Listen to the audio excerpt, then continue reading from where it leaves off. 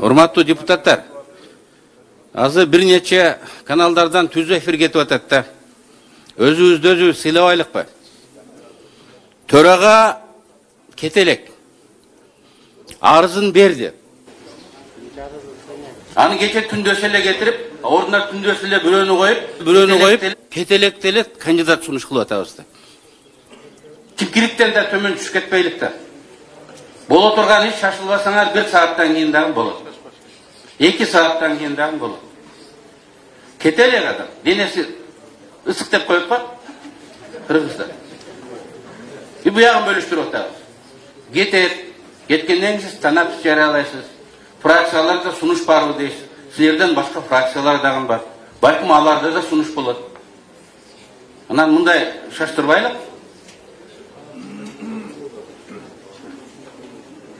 Мен ушул жерден Түркменистан болобуз десе, биз болбойбуз дедик элек да. Космический скорость менен кетип атабызбы?